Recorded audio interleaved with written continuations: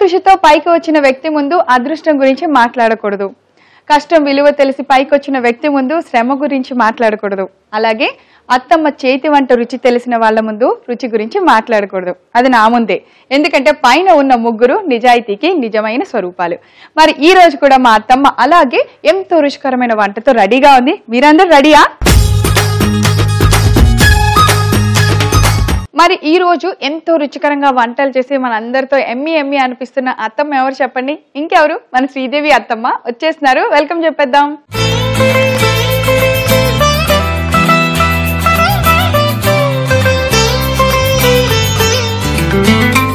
Hi Sridevi అత్తమ్మ. Hi Veena. Welcome to అత్తమ్మ special చట్పట్. Oh thank you. మా అత్తమ్మ నిజంగా స్పెషల్ అండి. ఎందుకంటే అసలు ఒక రోజు చేసిన వంట ఇంకో రోజు కనపడినివ్వదు, ఒక రోజు చేసిన ప్రాసెస్ ఇంకెక్కడ కనపడినివ్వదు. ఎంత కష్టమో, ఎంత ఆలోచిస్తుందో మా కోసం. కాదు, అది ఆటోమేటిక్ గా వచ్చేస్తుంది, ఆ టైంకే వస్తుంది, ఆలోచిస్తే అస్సలు రాదు. ఎంత నిజాలు మాట్లాడేస్తుందో. ఇందాకే మనం నిజాల గురించి మాట్లాడుకున్నాం. ఆవిడ నిజంగానే నిజాయితీకి నిజ స్వరూపం. కరెక్ట్. నేను అలాని కాదు, ఎప్పుడు అంతే ఆలోచించి ఇది చేద్దామని అనుకుంటే అది బాగా రాదు. అప్పటికప్పుడు ఆలోచిస్తేనే కరెక్ట్ గా వస్తుంది. కరెక్ట్ గా మాటలైనా అంతే, ఇప్పుడు ఎవరిమైనా మీరైనా యాంకర్స్ అయినా అంతే కదా. మనం ఆలోచించే కంటే అప్పటికప్పుడు ఆ టాపిక్ ని బట్టి మాట్లాడితేనే కరెక్ట్ గా వస్తుంది.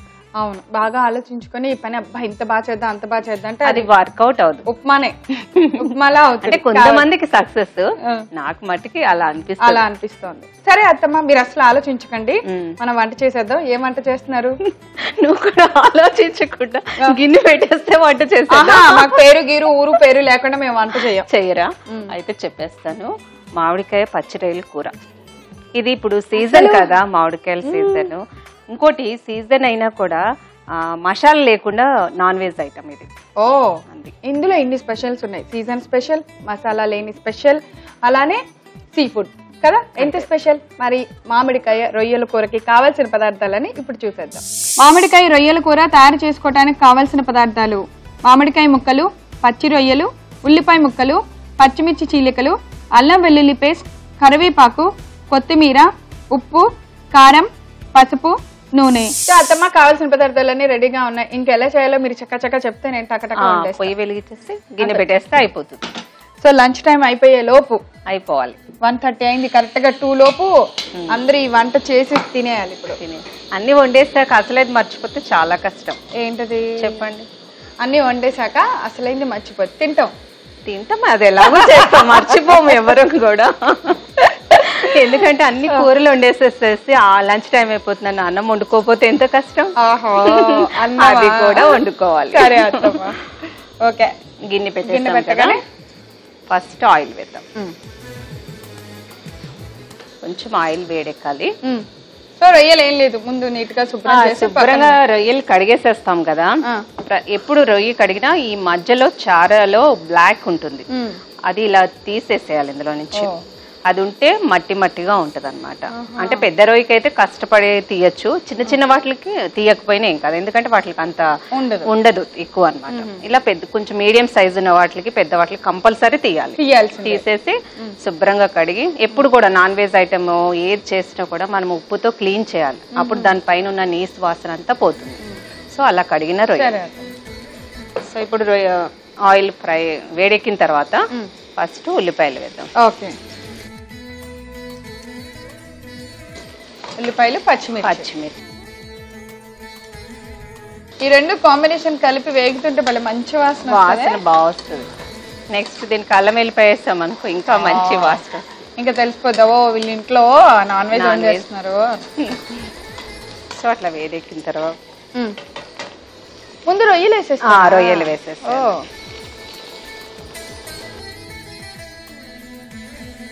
మామూలు రొయ్యల కర్రీ కూడా ఇలాగే చేస్తారా?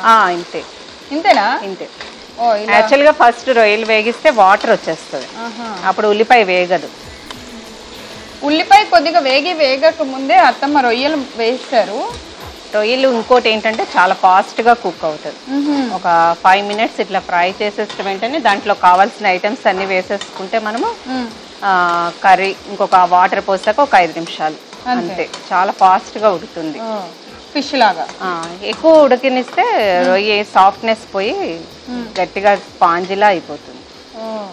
సో అందుకని మరీ ఎక్కువ ఉడకకూడదు రొయ్య. మీడియం గానే అంటే టైం తక్కువ తీసుకుంటుంది.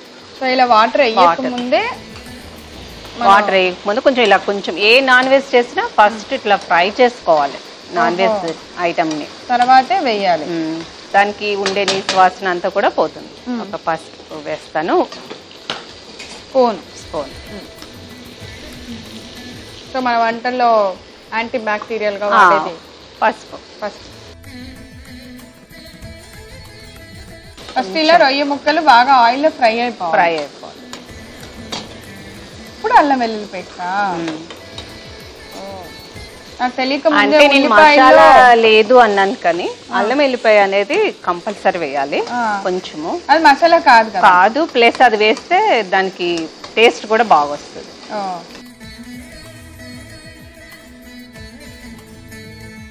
ఇప్పుడు కారం మనం మ్యాంగో వేస్తున్నాం కాబట్టి కారం కొంచెం ఎక్కువ పడుతుంది, పులుపు ఉంటుంది కదా. నెక్స్ట్ అసలు రొయ్యలో కూడా వేయలేదు మనము, మ్యాంగోకి దీనికి సరిపడంత వేసేస్తాం. సో ఉప్పు వేసాము, చూస్తుంటేనే అబ్బా నోరు ఊరిపోతుంది కదా, ఎంత బాగుంది ఎర్ర ఎర్రగా. కరివేపాకు ఇప్పుడు వేస్తున్నాం. ఇప్పుడు కొంచెం వాటర్ వేసేసి ఒక 5 నిమిషాలు ఉడకబెట్టు. ఓకే, చాలు. మూత పెట్టేస్తే అయితే ఇది కాస్త 10 నిమిషాల టైంలో ఇది 5 నిమిషాలు ఉడికిన తర్వాత మ్యాంగోస్ వేయాలి మధ్యలో, ఎందుకంటే మామిడికాయ తొందరగా ఉడికిపోతుంది. సరే చూద్దాం అత్తమ్మా. చూద్దాం.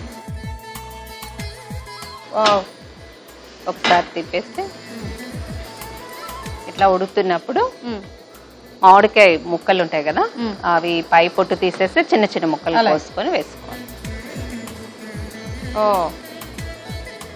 అంతే. ఇది బాగా ఉడికిపోయిన తర్వాత కొత్తిమీర వేస్తే ఇచ్చేయటమే, అంతే. ఇంకా మసాలాలు ఏమి వేయకూడదు. ఎందుకంటే పులుపు అనే చేస్తాం అనుకో, పులుపు ఐటమ్స్ ఏవైనా సరే మసాలా వేయకూడదు. ఆ పులుపుని పాడు చేసేస్తా టేస్ట్. అసలు పులుపు లేకుండా మామూలుగా వంట చేసుకునేటప్పుడు మసాలా వేసుకుంటాం, పులుపు వేసినప్పుడు అసలు మసాలా వాడకూడదు. సో ఇప్పుడు మనకి మామిడికాయ ముక్క ఉడికి మొత్తం దగ్గర పడితే గనక కొత్తిమీర వేసుకొని తీసేయచ్చు. కలుపు ప్రవీణ, దగ్గరికంటే వచ్చేస్తుంది కదా, ఇప్పుడు వచ్చేసింది ఉడికిపోయినట్టు. ఇలా ఉంటే ఇప్పుడు కొత్తిమీర వేద్దాం.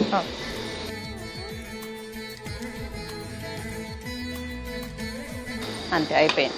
వెజ్ కర్రీనే నాన్ వెజ్ లాగా రొయ్యలు వేసి చేసామే, అంతే. మసాలా లేని నాన్ వెజ్ కర్రీ.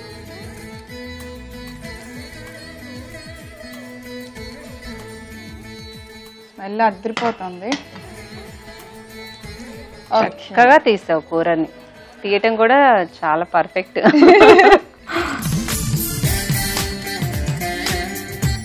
మామిడికాయ పచ్చి రొయ్యల కూర రెడీ. టేస్ట్ చూసి చెప్పు వీణా. అలాగే ఒక మామిడికాయ ముక్క రొయ్య 2 కలిపి తీసుకోవాలి. ఓకే, టేస్ట్ బాగా తెలుస్తుంది. ఈ 2 కలిపి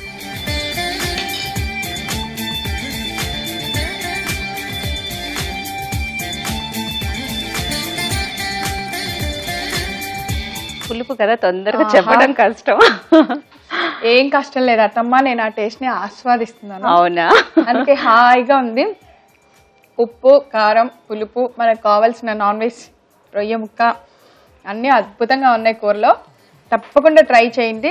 చాలా చాలా అంటే ఈజీ కూడా, అంటే ఎక్కువ నాన్ వెజ్ కర్రీ వండేసినట్టు మసాలాలు రుబ్బేసి యాక్చువల్గా ఈ కూర చేసేటప్పుడు ఇంకా మనకి వేరే కూరలు కూడా అక్కర్లేదు, ఈ కూరతోటే తినేయచ్చు. అంత హాయిగా ఉంటుంది. నిజంగానే అలాగే ఉంది, ఎందుకంటే కావాల్సిన ఫ్లేవర్స్ అన్ని కూరలోనే ఉన్నాయి.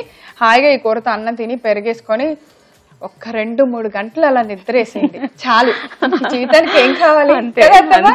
సో మరి ఈ కూర తయారు చేసుకోవడానికి కావాల్సిన పదార్థాలు, తయారు చేసే విధానం నేను రిపీట్ చేస్తాను, నోట్ చేసుకోండి. మామిడికాయ రొయ్యల కూర తయారు చేసుకోవడానికి కావాల్సిన పదార్థాలు: మామిడికాయ ముక్కలు, పచ్చి రొయ్యలు, ఉల్లిపాయ ముక్కలు, పచ్చిమిర్చి చీలికలు, అల్లం వెల్లుల్లి పేస్ట్, కరివేపాకు, కొత్తిమీర, ఉప్పు, కారం, పసుపు, నూనె. మామిడికాయ రొయ్యల కూర తయారు చేసుకునే విధానం: ముందుగా స్టవ్ వెలిగించి బాండీ పెట్టుకొని నూనె పోసి వేడి చేసుకోవాలి. నూనె వేడెక్కిన తర్వాత ఉల్లిపాయ ముక్కలు, పచ్చిమిర్చి చీలికలు వేసి బాగా వేయించాలి. పచ్చి రొయ్యలు కూడా వేసి బాగా ఫ్రై చేసుకోవాలి. ఇప్పుడు దానిలో పసుపు, అల్లం వెల్లుల్లి పేస్ట్, కొద్దిగా కారం, ఉప్పు, కరివేపాకు వేసి సరిపడినన్ని నీళ్లు పోసి మూత పెట్టుకొని 5 నిమిషాల సేపు ఉడికించుకోవాలి. ఆ తర్వాత మూత తీసి బాగా ఉడికిని అనుకున్నప్పుడు దానిలో మామిడికాయ ముక్కలు కూడా వేసి కొద్దిసేపు ఉడికించుకోవాలి. చివరగా కొత్తిమీర వేసి బాగా కలుపుకొని ఒక సర్వింగ్ బౌల్లోకి తీసుకొని సర్వ్ చేయండి. అంతే, ఎంతో రుచికరమైన సీజనల్ స్పెషల్ మామిడికాయ రొయ్యల కూర రెడీ.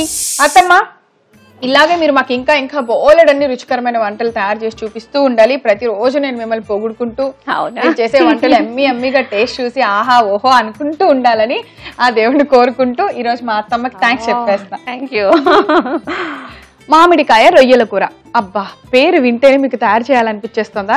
ఎలా అని అనుకుంటున్నారా? ఈ రోజు చూడటం మిస్ అయ్యారా? అయ్యయ్యో, ఎన్ని ప్రాబ్లమ్స్ అండి. ఇవన్నీ పక్కన పెట్టండి. మీరు చేయవలసిందల్లా youtube.com/etvabruchi లేదా facebook.com/etvabruchi అని టైప్ చేసి మా సైట్లోకి లాగిన్ అయ్యి అక్కడ అత్తమ్మ స్పెషల్ చట్పట్ టైప్ చేయండి, లేదా మామిడికాయ రొయ్యల కూర అని టైప్ చేయండి. అంతే, ఆ వంటకం మా అత్తమ్మ ఎలా తయారు చేసిందో మీరు చూసేయచ్చు. ఈ రోజు సీజన్ కి తగ్గట్టు మా అత్తమ్మ మామిడికాయతో రొయ్యల కూర చేసింది కదా, మీ అందరికి బాగా నచ్చేసిందా? నాకైతే చాలా బాగా నచ్చేసింది. మీరు తప్పకుండా ట్రై చేయండి. చేసి దాని రుచి చూసాక అబ్బా అనకపోతే అప్పుడు నన్ను అడగండి. ఇంకెందుకు ఆలస్యం, మీరు తయారు చేసే హడావిడిలో ఉండండి. రేపు మళ్ళీ మరో కొత్త రెసిపీతో మీ ముందు కలిసే హడావిడిలో నేనుంటాను. Until then, have a nice day. Keep smiling. Bye-bye.